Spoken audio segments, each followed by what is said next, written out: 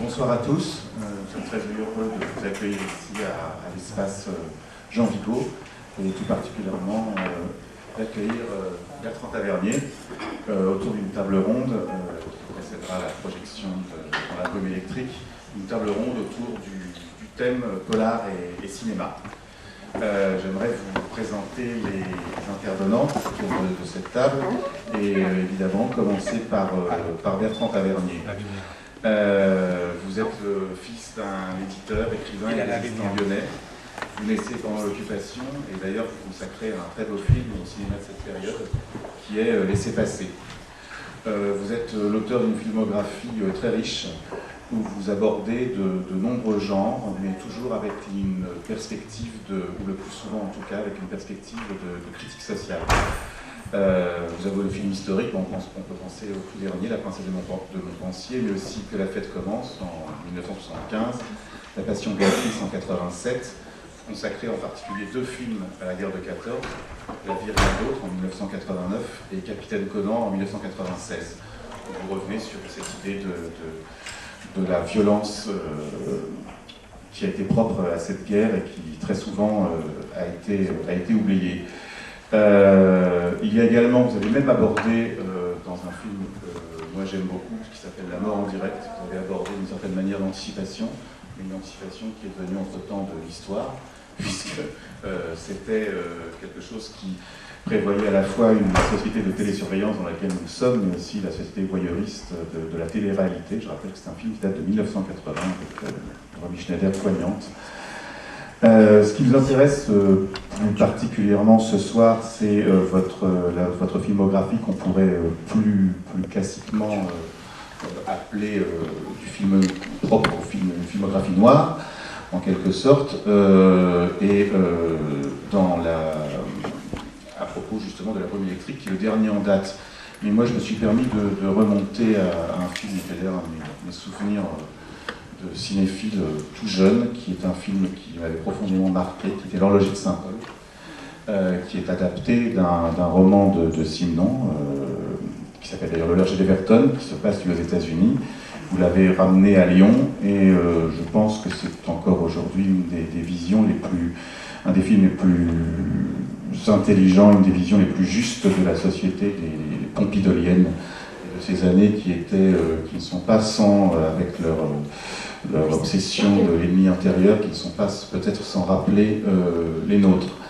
Également une vision, ce que je peux considérer également comme un film noir, Le juge et l'assassin, à partir qui est d'ailleurs un des premiers films français sur ce qu'on appelle aujourd'hui un serial killer, qui s'appelait Joseph Vacher, qui est un film qui est tourné, qui se passe à la fin du 19e siècle, mais dans lequel on sent très bien que c'est une espèce de république conservatrice totalement crispée par la Commune, et qui applique une justice de classe avec une férocité rarissime.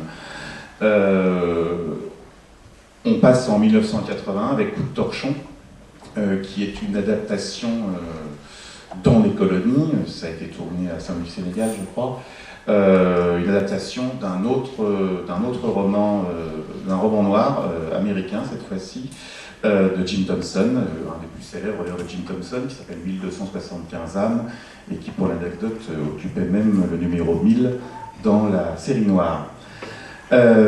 En 1992, un des films qui vraiment a été marquant pour les amateurs de films noirs, parce qu'il inversait totalement la perspective, c'était L627. L627 qui était un film qui montrait le quotidien de policiers de la brigade des stupéfiants, et qui a été coécrit avec d'ailleurs un policier, scénariste, Michel Alexandre. Et puis également un film qui, moi à mon avis, est un film noir dans toute sa splendeur, qui est L'Appât de 1995, qui est adapté non pas d'un auteur de polar, mais d'un auteur qui était un excellent écrivain au demeurant, qui est Morgan Cortés, et qui avait raconté ce fait divers dont vous vous souvenez peut-être, qui était l'affaire Valérie Subra, et qui était presque une préfiguration du gang des barbares, puisque c'était une jeune femme qui était instrumentalisée pour draguer et puis faire entrer ses petits copains et assassiner de riches avocats. Une dernière chose, ce n'est pas en tant que réalisateur, mais c'est en tant que scénariste. Vous avez participé au scénario des Mois d'avril sont meurtriers, un des plus grands, certainement adapté d'un des plus grands écrivains de noir anglais, peut-être de noir tout court d'ailleurs, qui est Robin Cook. Et c'était un film de Laurent Henman. Pour ce qui est dans le dernier en date, donc dans la brume électrique, d'ailleurs le titre vous avez choisi d'adapter un roman de James Lee Burke, dont le titre entier est Dans la brume électrique avec les morts confédérés, et c'est finalement quelque chose qui renvoie à la fois à votre attirance pour une atmosphère blues, qui était celle que dans le film documentaire que vous avez tourné avec Robert Parrish, Mississippi Blues, mais aussi évidemment toute l'attirance que l'on vous connaît et la science que l'on vous connaît sur le film américain en général et le film noir américain en particulier. C'est également un film qui regroupe beaucoup de vos thèmes, même des thèmes qu'on trouve dans des films qui ne sont pas forcément des films noirs, qui sont la façon dont le passé se réveille, le passé d'une société, d'une communauté peut se réveiller. C'est aussi un film sur le cinéma, puisque c'est un film qui raconte un tournage. Et pour terminer, ça c'est peut-être une touche un peu nouvelle, il y a pratiquement un flirt avec le fantastique dans ce film, ou une forme de réalisme magique, peut-être, qui est là. D'ailleurs, à ce propos, le livre qui est de Bertrand Tavernier, racontant ce tournage, pas à pas dans la brume électrique, est à lui seul un roman noir. Déjà, donc tourner 40 jours de tournage, ça peut ressembler à un roman noir en soi, déjà, même en dehors même du film. Alors pour nous accompagner ce soir et discuter avec vous, je ne vais pas répéter les présentations de certains qui ont déjà participé à des tables rondes, mais nous avons un nouveau DOA, dont la seule chose que je rajouterais par rapport à la présentation que j'ai pu faire ce matin, c'est que son pseudonyme est celui d'un cinéphile, puisqu'il s'agit du film des initiales de Death on Arrival, Mort à l'arrivée, film de Rudolph Maté de 1950, si je ne m'abuse, que je n'ai hélas pas vu, puisque je n'ai vu que le remake, moi que j'avais trouvé pas mal, mais vous m'avez dit que ce n'était pas extraordinaire, le remake avec Dennis Quaid, que je trouve certainement moins bien, mais et en plus, voilà, j'ai vérifié, c'était Dennis Quaid, lui est prof de fac. On trouve le DVD là maintenant, vous n'avez plus d'excuses. Hein. D'accord, donc Whiteside a sorti le DVD dans une copie et il y avait en zone 1 enfin une copie restaurée, bien restaurée, il y a à peu près 2 ans et demi. Critérion qui l'avait restauré. Comment? Critérion qui l'avait restauré. Non, pas Critérion, non, c'était... Parce qu'avant, toutes les copies étaient public domaine et étaient affreuses. Et voilà, c'est un film. Il y a eu 2 remakes, d'ailleurs, je crois. C'est un film qui a été retourné 2 fois. Et voilà, votre prénom DOA déjà indique votre préoccupation pour le cinéma, enfin votre goût pour le cinéma, mais aussi pour ainsi le cinéma noir. Et moi puis... j'avais acheté le bouquin à cause de ça. Le premier livre, j'ai obligé d'acheter immédiatement à cause de DOA, ça me parlait. Donc si vous voulez être lu par un grand cinéaste, prenez Les Fous Forts à l'amour par exemple, ça peut peut-être fonctionner. Avec, à côté juste de Doha, j'ai, excusez-moi, mais c'est parce que vous êtes arrivé en cours de route, Patrice Gauthier, vous avez été scénariste et réalisateur, vous êtes scénariste et réalisateur, vous m'avez dit, vous êtes présenté vous-même comme un homme d'image, qui a commencé comme caméraman, puis qui est passé à la réalisation, et enfin au scénario. Et vous êtes actuellement en train d'essayer de réaliser un scénario avec un écrivain de Mare Nostrum, d'écrire, excusez-moi, un scénario avec un écrivain qui est dans la salle, qui est Gilles Graff, qui est édité par Mare Nostrum. Vous avez, puisque tout se tient, vous-même essayé de tourner, c'est un de vos programmes, avez-vous dit, une collection de films noirs autour des romans de Jim Thompson, qui est je pense, un des auteurs cultes de Bertrand Tavernier. Voilà. J'ai également avec moi Régis Quérol, je ne vous représente pas, vous serez le deuxième modérateur. Vous êtes un amateur éclairé voilà, c'est une jolie profession, amateur éclairé. Peut-être qu'il y a des gens qui n'étaient pas au premier débat, si tu peux peut-être représenter, mais très rapidement. Oui, un peu, oui. DOA est un très grand écrivain de romans noirs, au-delà de son prénom. Et il a notamment, son dernier roman est écrit à 4 mains avec Dominique Manotti et s'appelle L'Honorable Société. C'est autour du contrôle du nucléaire, qui contrôle le nucléaire en France. Et le roman qui l'a vraiment fait connaître s'appelle Citoyen clandestin et met en jeu vraiment de gros enjeux géopolitiques, puisqu'il s'agit d'un attentat, du risque d'un attentat chimique à quelques jours des élections présidentielles. Donc c'est toujours d'une brûlante actualité. Voilà, pour Régis Quérol, il est, en dehors d'être amateur éclairé, il a été un homme de la profession, puisqu'il a été commissaire de police, puis est aujourd'hui conseiller à la Cour d'appel et président de la Cour d'assises. Mais c'est en tant qu'amateur éclairé qu'il intervient ce soir. Est-ce qu'il y a des amateurs éteints? Je pense. Je vais essayer de pas l'être. Voilà. Également avec nous Franck Mandrib. Votre dernier roman vient de paraître chez Krakow, il s'appelle Coup de Fun. C'est l'histoire d'une jeune milliardaire, d'une jeune fille qui se retrouve, marseillaise, qui se retrouve du côté de Zurich, où elle est jeune fille au père et redécouvre un passé suisse pas très clair. C'est paru dans Chicago Cohen, et vous avez, c'est ce que vous m'avez dit tout à l'heure, donc un de vos romans paru également chez Mare Nostrum, Ultime Tertio à Salamanque. Vous êtes actuellement en train d'envisager sur un scénario à propos de ce roman. Et enfin, pour terminer, Laurent Fétis. Laurent Fétis, il est né en 1970 à Orléans.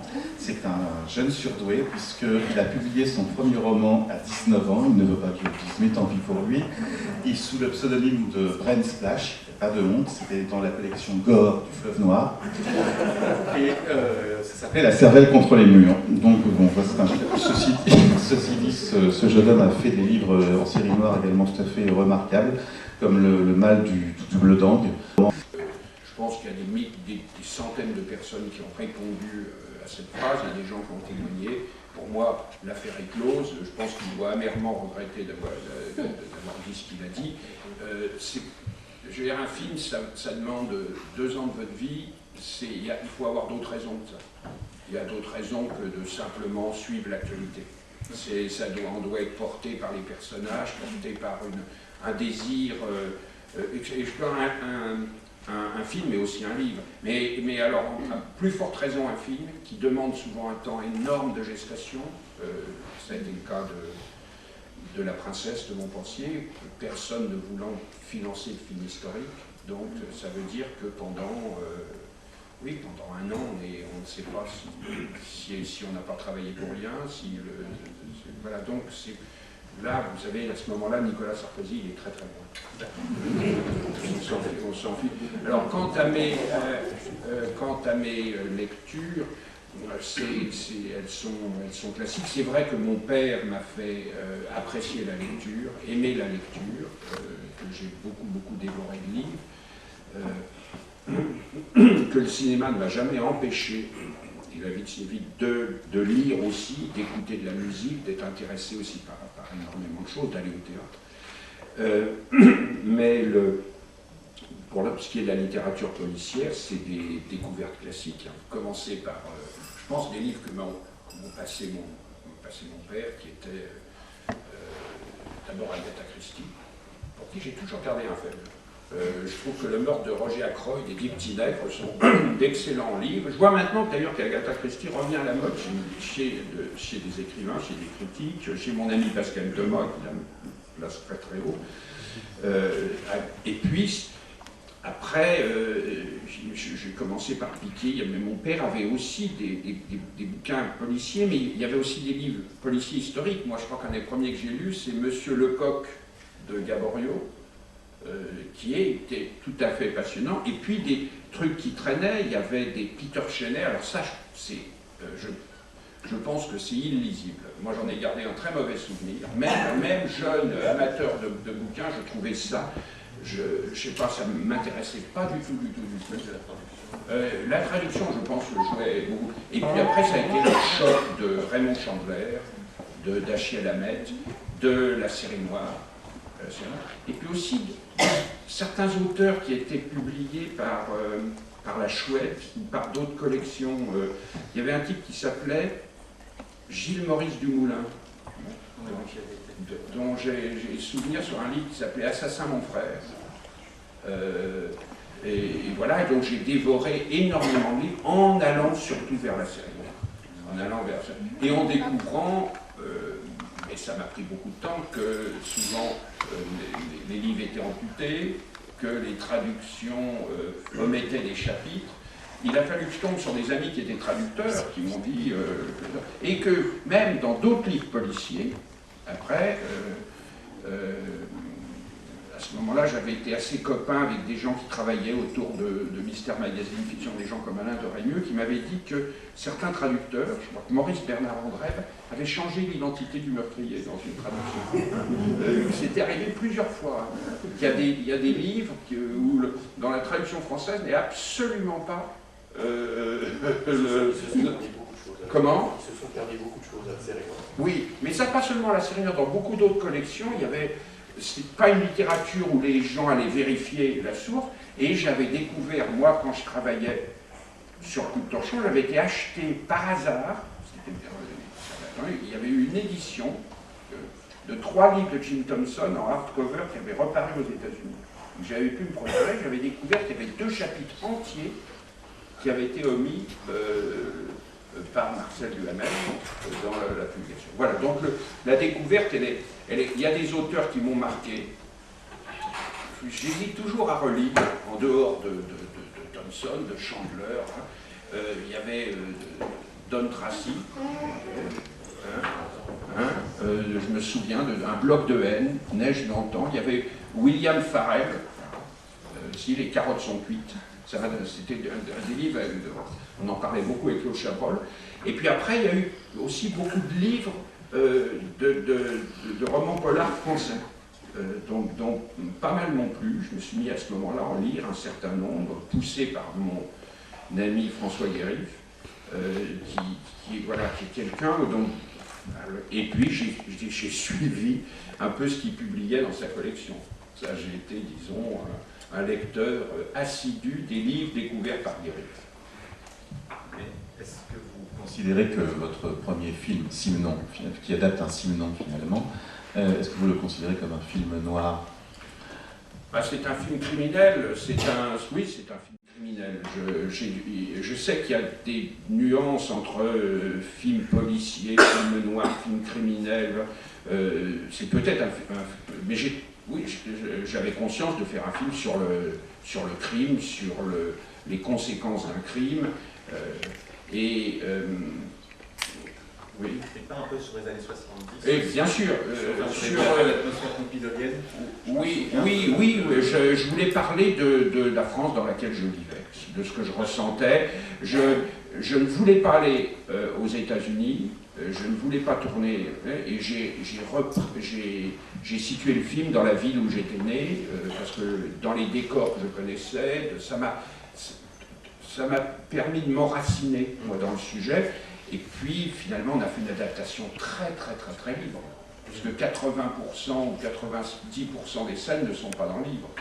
Mais Simenon, de manière, avait dit une fois à la radio que bien qu'en effet, il y ait peu de scènes du film qu'il retrouvait dans le livre, il trouvait que c'était une des adaptations les plus justes qu'on avait faites de ces... Et je lui avais même écrit après,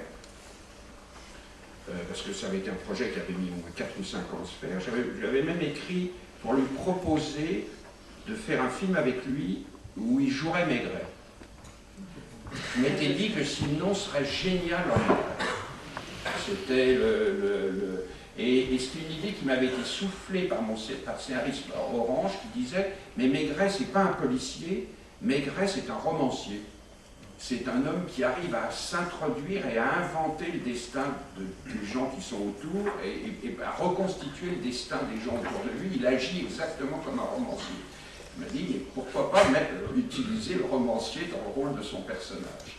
Et il m'a dit, il avait dit non, qu'il ne pensait pas être capable d'être un acteur face à la caméra. Je trouve que c'est dommage qu'il aurait fumé la pipe mieux que certains acteurs qui jouent Maigret et qui ne savent pas toujours fumer la pipe. D'ailleurs, quand on revoit ce film, en même temps, même si l'idée du roman de Simon, L'Horloge d'Everton, et puis également dans votre film, le thème est la relation père-fils, malgré tout maintenant, ça en demeure un aspect parmi d'autres, puisque ce film nous renvoie quand même à une atmosphère qui est des années 70, où on sent une espèce de peur policière du gauchiste, où on sent je me souviens d'une scène de vitres brisées, où ils se poursuivent d'une engueulade autour d'un bar en disant que les Français ont encore voté comme des cons sur les élections de 73.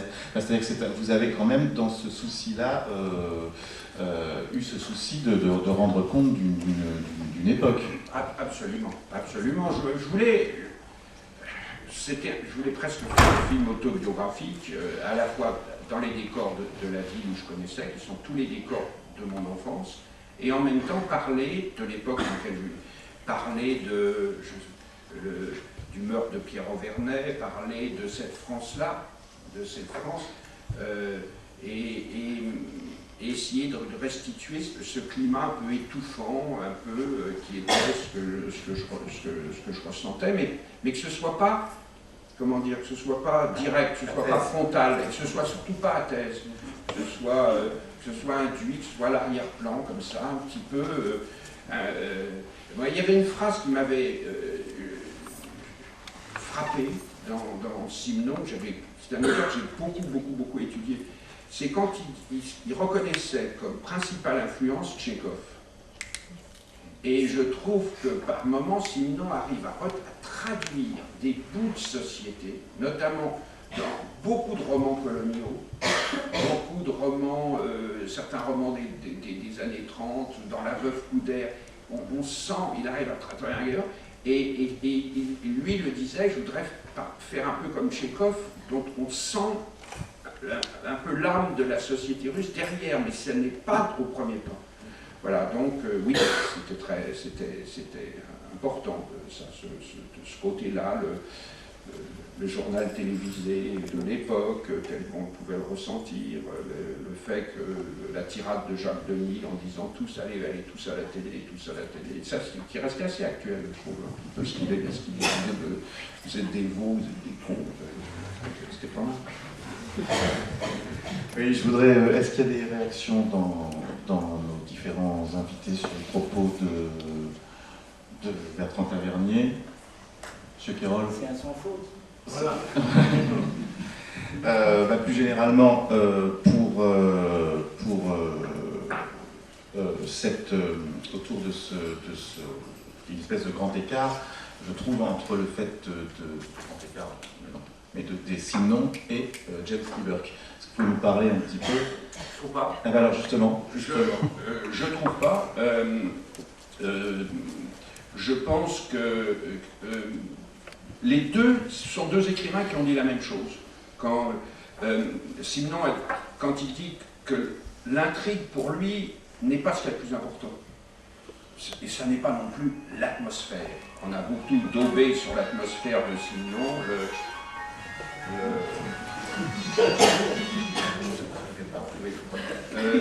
Et moi j'avais voulu faire un Simon entièrement au soleil. Je fais un Simon sans brume, sans pavé mouillé, sans truc, en disant mais Simon il résiste tout à fait à l'absence de brume, etc. Mais Burke dit la même chose.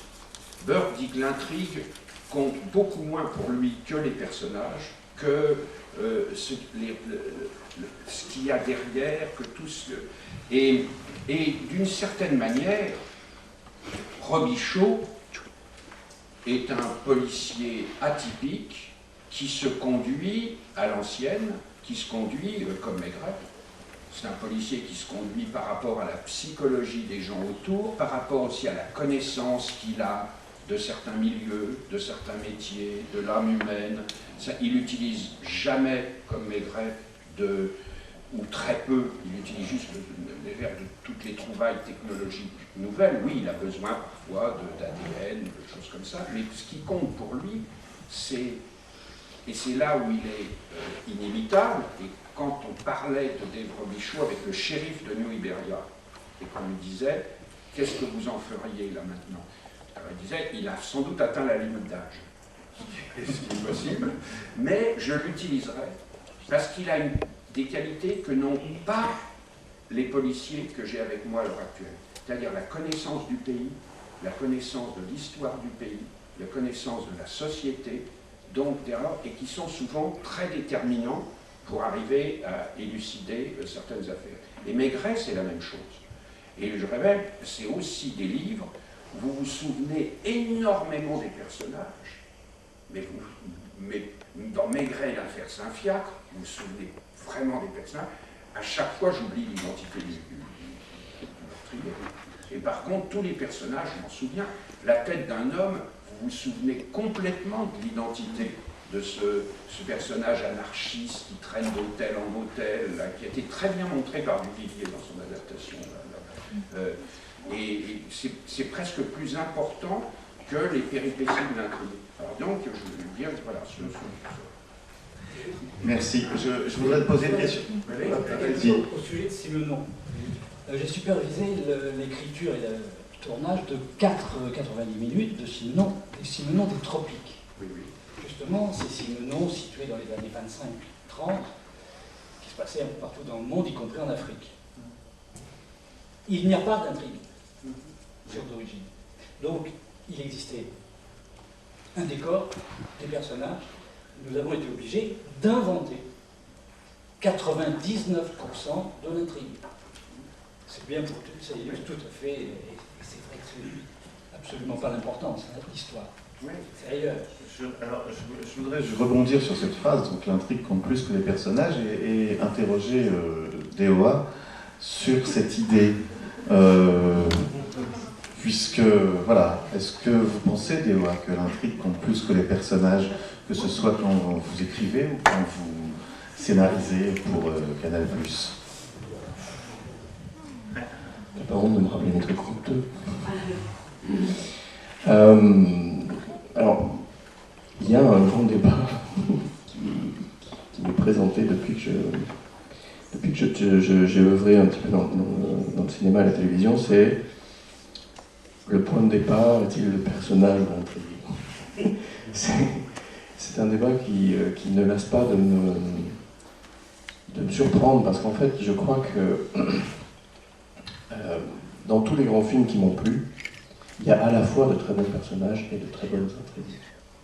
Et que la façon dont on y arrive est souvent une question de sensibilité de l'auteur qui est celui qui est à l'origine du projet.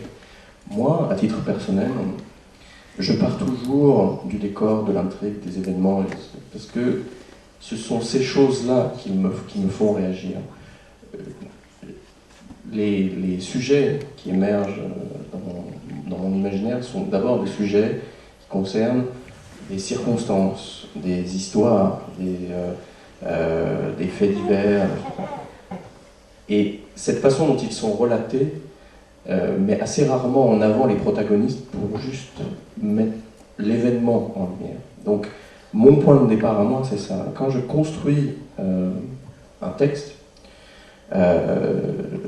je pars souvent de ça. C'est-à-dire, j'essaye de mettre le cadre en place. Et très longtemps, quasiment jusqu'à la rédaction finale, le personnage n'est qu'une fonction à l'intérieur du texte.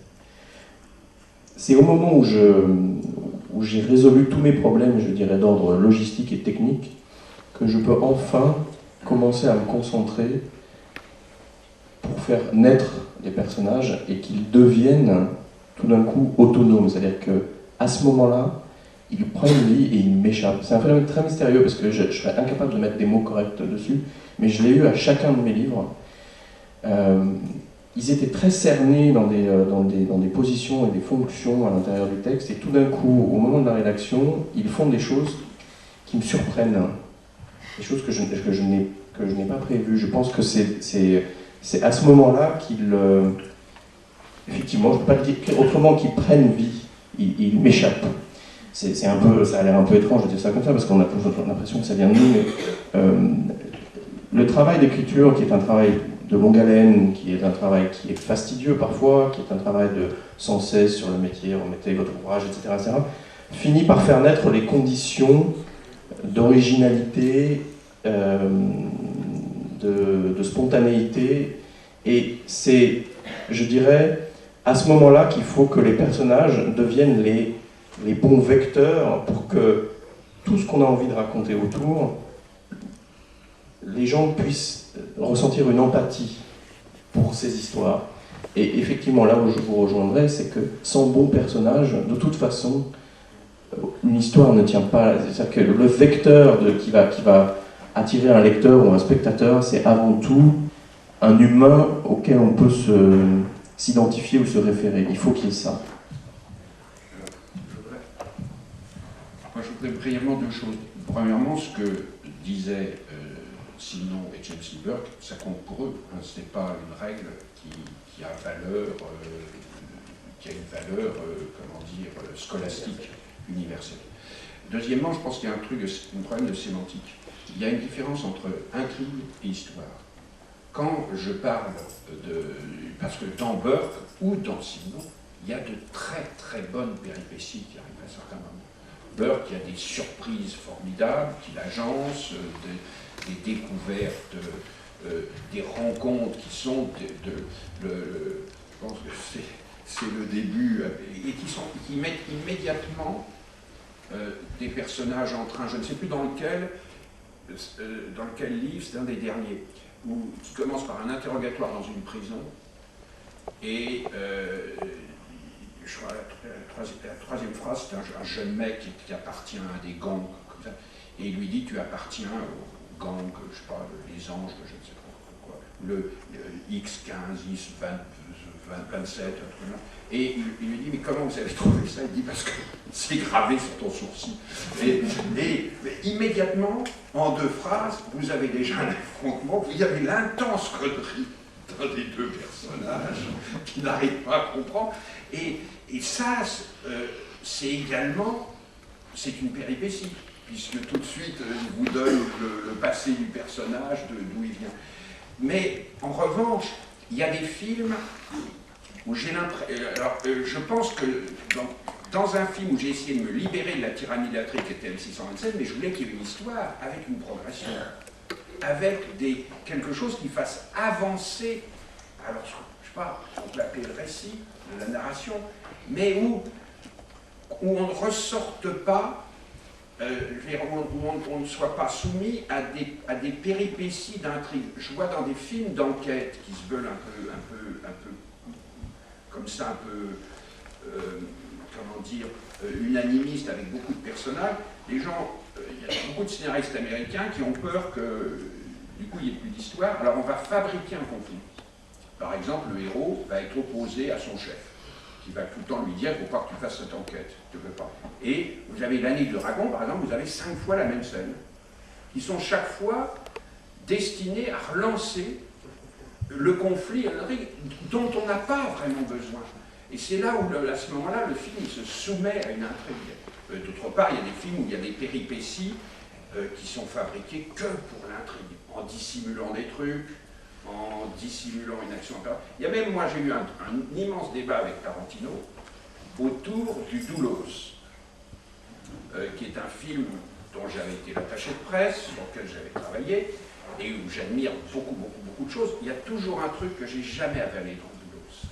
Et Tarantino trouvait que c'était sublime. C'est le coup de téléphone de Belmondo à la police, qui: allô, est-ce que je peux parler au commissaire Nuteccio?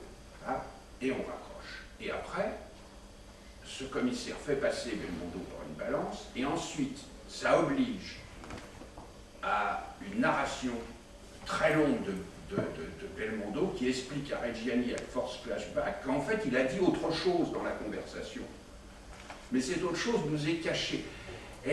Alors dans ce domaine-là, je me sens plus proche d'un Hitchcock qui dit il ne faut, dans une intrigue criminelle, il ne faut pas cacher les choses au public. Il faut que le public en sache autant que certains des protagonistes, dans tous les cas. Voilà. Et là, c'est là où je trouve que c'est un exemple pour moi, le Doulos, où j'ai toujours trouvé que là, l'intrigue, et qu'après, quand Melville disait j'ai fait comme ça un film sur l'ambiguïté, ben, il a fait l'ambiguïté, simplement si on attendait 5 secondes de plus à un plan, il n'y avait plus cette ambiguïté. Et est-ce qu'il ne fallait pas mieux traiter l'ambiguïté en allant jusqu'au bout de la scène qu'en utilisant pour moi un artifice d'intrigue. Voilà.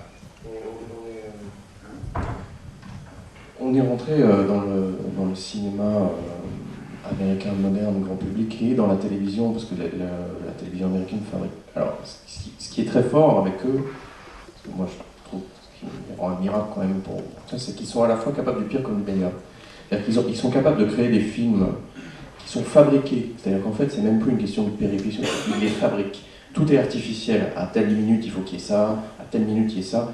Et c'est calculé sur les temps d'attention, sur effectivement la fabrication de conflits, parce qu'on estime que les héros, ils doivent avoir des conflits en permanence, etc. Tout est très calibré. Et la télévision a sans doute influencé beaucoup ça, parce que la télévision a une contrainte de temps, où il faut qu'elle soit assez efficace, avec très peu de moyens et surtout très peu de temps. Bon. Et en dehors de ça, ils sont encore capables de nous faire des choses qui justement ne répondent alors absolument pas à ces codes-là et se laissent une liberté énorme, mais qui sont quand même très construits.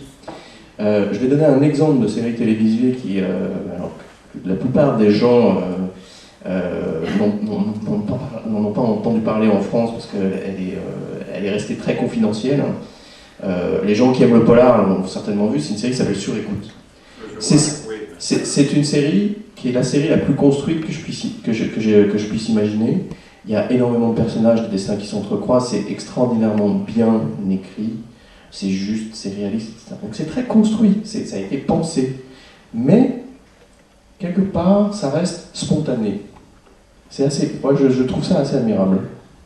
À propos de cette série que je recommande vivement, et ça nous renvoie à notre débat, justement, le fait que les littérature, enfin de polar et cinéma, il faut quand même savoir que c'est une série dont les scénaristes sont de grands écrivains de noirs américains. Tu as quand même Pelecanos et évidemment, vous avez Pelecanos et celui que vous aimez beaucoup, Denis Lehan. Alors, Denis Lehan, justement, rappelle-toi que la première année où nous nous sommes vus, c'était à Frontignan. Et Denis Lehan était présent. Et je lui ai posé la question de savoir comment ça se passait sur la surécoute quand même. Bon. Alors, il y a 2 créateurs à Sur écoute. Enfin, il y en a un créateur à son nom, il s'appelle David Simon. C'est un ancien journaliste criminel de Baltimore. Et il a un sidekick qui est un ancien flic de Baltimore qui s'appelle Edward Burns. Bon. Les vrais créateurs et les vrais auteurs de la série, c'est eux. Denis Lehan m'expliquait que sur écoute, il était peintre en bâtiment. Mais il ne faisait pas le bâtiment. Le bâtiment, c'était David Simon qui arrivait avec chaque saison une idée très nette de ce qu'il voulait dans sa saison. C'est-à-dire que cette saison, l'histoire, ça va être ça. Il réunissait un certain nombre de scénaristes autour de lui, dont Denis Lehan, un autre qui s'appelle Richard Price, évidemment Pelecanos, il y en a eu quelques-uns qui ont circulé. Et il disait, voilà, on a 12 épisodes et on va raconter ça. C'est ça ce qu'on va te dire. Donc on va les répartir. On va répartir en gros les événements de cette histoire sur les 12 épisodes. Et ensuite, tous ensemble, ils remplissaient les blancs. Après, chacun d'entre eux, ils s'attribuaient les personnages entre eux, se repassaient, s'attribuaient des scénarios, faisaient une histoire, c'est-à-dire un traitement, puis ils rendaient ce traitement à David Simon, qui repassait sur le travail de tout le monde pour l'harmoniser et faire que ce soit cohérent. Et après, à la façon américaine, il y a le script. Et c'est un autre auteur qui fait le script, c'est un auteur de script, c'est-à-dire c'est un mec qui est un professionnel de l'écriture de scénarios de télévision, qui fait un travail quasi technique à partir du traitement, qui n'est plus un travail de création, qui est juste un travail technique. Donc les Pelecanos, Lehan et Price qui ont travaillé dessus étaient très contents d'avoir travaillé sur cette série, parce que c'est effectivement un monument d'écriture audiovisuelle, mais c'était des peintres en bâtiment. Et ils choisissaient même pas la couleur. Ils faisaient le rouleau. Voilà. Je voudrais revenir sur deux choses. Alors d'abord, puisque vous venez de parler d'Ewa, de ce travail de collectif d'écrivains, comment ça s'était passé le travail sur un film comme Les Modèles sont meurtriers, qui n'est pas de vous, mais vous étiez au scénario avec Laurent Henman lui-même, et puis je ne me souviens plus du troisième, je suis désolé. C'était la troisième personne n'était intervenue que pour un fait qui était important. C'était quelqu'un qui dirigeait la page Société du Monde. J'ai pris d'un coup un trou énorme, qui est maintenant sinon au Conseil d'État, qui a siégé au Conseil d'État, après au Conseil constitutionnel. Un ennemi juré des Louis Plenel, cette personne. Qui est c'est ce journaliste qui a créé la page Société du Monde, qui a longtemps été la page la plus formidable dans ce journal. Voilà. Et c'est moi qui avais suggéré le roman à Laurent, et lui avait suggéré Marielle, et on l'a travaillé ensemble. Je crois que j'ai rédigé pas mal de dialogues. On a vraiment, on butait sur une chose, puisqu'on avait décidé d'en faire un film français. Les crimes dans le roman sont des crimes liés à l'homosexualité des hommes politiques, qui est un facteur de chantage terrible en Angleterre, et qui n'avait pas, ça n'existait pas en France. On n'avait pas du tout l'équivalent de ce qui pouvait menacer une carrière politique. Je me souviens du mot du général de Gaulle, à qui on avait dit, quand on voulait nommer, je ne sais pas, Maurice Escande, la Comédie Française, mais nommer mon général, il est homosexuel, et le général de Gaulle avait dit, et alors, il y en a 3 autour de cette table. Voilà, donc c'était pas un sujet et donc je m'étais dit, je pense, c'est pas un scénariste qui va pouvoir me débloquer, c'est quelqu'un qui connaît les mécanismes de la justice, donc j'avais été le trouver, et c'est lui qui avait eu l'idée d'inventer un mécanisme qui fait que Les Modèles sont meurtriers est le premier film qui parle du délit d'initié. Sur ce goût pour le film, enfin cette façon de faire un distinguo intrigue-histoire et puis personnage, par exemple un film comme Coup de torchon, qui est adapté de Thomson, pour vous c'est un film qui est avant tout une histoire, alors, si j'ai bien compris. Oui, mais une histoire menée par des personnages. Bon, jusqu'à ce jour, le personnage que joue Noiret, comme le personnage du livre, reste en partie énigmatique. Il doit rester mystérieux. Ça a été un enfer à adapter. Ça a été un enfer. Moi, ça m'a pris des années, puisque je voulais le faire il y a très vite. Moi, j'ai essayé de le transposer en France, ça ne marchait pas, je l'ai reculé dans le temps, je l'ai transposé dans les années 30, dans les années 20, et il y avait plein de péripéties qu'il fallait respecter, qui ne marchaient pas dans un contexte français. Et je n'arrivais pas à trouver l'équivalent du personnage du shérif, qui est un personnage élu, donc qui a un rapport, un certain type de rapport avec les gens, et un policier français ne peut pas avoir ce genre de rapport, et ça coupait beaucoup de choses jusqu'au moment où j'ai eu l'idée de le transposer en Afrique. Mais j'ai fait sauter un certain dans le livre, par exemple, le fait que sont pour l'argent. Ils sont pas, tous les personnages de femmes sont c'est bien, parfois Thomson qui aime très vite ses livres, il y a des incohérences, il y a des choses qui ne vont pas, tant pis, hein, les qualités sont tellement inouïes, et puis alors après, il fallait trouver comment est-ce qu'on se débrouille avec le côté un peu métaphysique de Thomson, qui est systématiquement omis par les Américains quand ils l'adaptent. C'est-à-dire surtout comment on se démerde avec ce truc qui fait, il écrit un texte, et puis il y a un truc en Italie qui dit le contraire de ce qui est là. Maintenant, démerdez. Comment vous adaptez ça? Comment est-ce que vous arrivez? Et vous avez adapté cela, quand on dit ce que vous allez faire, j'ai assez longtemps et j'ai pris ferme et des nettes décisions que je ne savais autrement pas ce que j'allais faire. Et ça se termine comme ça. Vous voyez, comment est-ce que je vais retrouver ça dans un film sans que le spectateur ait l'impression qu'on se fout de leur gueule? Et c'est l'idée qu'on a eue à la fin de cette fin circulaire, ce principe, les palpables. Vous voyez, comment est-ce que je vais retrouver ça dans un film sans que le spectateur ait l'impression qu'on se fout de leur gueule? Et c'est l'idée qu'on a eue à la fin de cette fin circulaire, ce principe, les palpables, la musique de Sartre, voilà, tout ça qui a permis ça. Mais j'avais rencontré Thomson, ça fait partie, moi c'est des gens qu'on défend avec mon ami Pierre Rissian, qui a été son avocat, son défenseur, il y a très longtemps.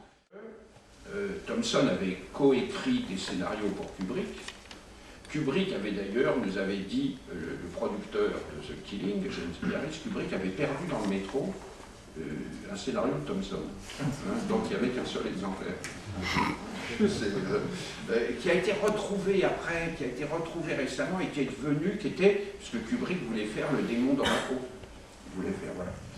Donc, voilà, donc c'est ça, mais l'adaptation, ça m'a pris du temps. J'avais été trouvé Pérec, j'avais été trouvé à un moment Bertrand Blier, longtemps, pour essayer de voir comment est-ce qu'on peut se sortir de ce... Et puis finalement, dès que j'ai eu les colonies, je me suis dit, je vais prendre Orange, parce que Orange a l'avantage formidable d'avoir passé des années là-bas, tant au Congo, donc c'est un monde qu'il connaît, un missionnaire, pour lui, ce ne sera pas un personnage, il aura vécu avec des gens comme ça, et, voilà. Et c'est lui qui a trouvé l'idée du missionnaire qui doit censé reclouer le Christ qui est bouffé par les termites. C'est une idée extrêmement poilante.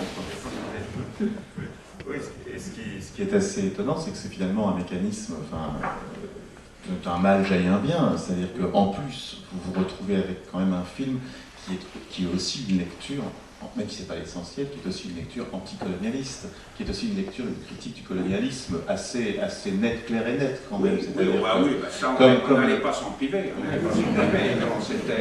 Mais c'est en même temps, sans qu'il soit politiquement correct.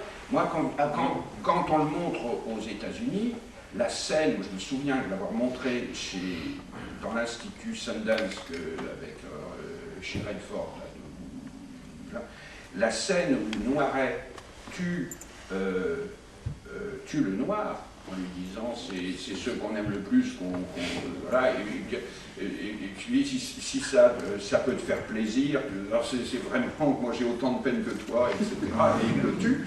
Le spectateur américain était hyper choqué. Il disait c'est incroyable, c'est scandaleux cette scène, et Thomson, il était à ce moment-là pas facile à accepter par le public américain parce que dans ses grands livres, il ne laisse pas de porte de sortie facile.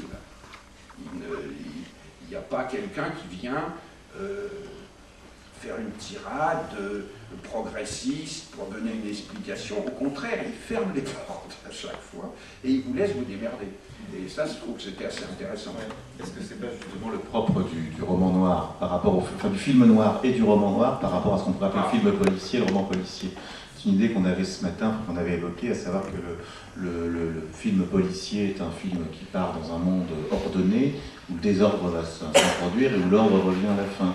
Alors que le film noir ou le roman noir, à l'inverse, les lectures que vous citiez, les films qui d'ailleurs sont contemporains des lectures que vous citiez, sont très souvent des films où c'est un monde en désordre et qui va le rester.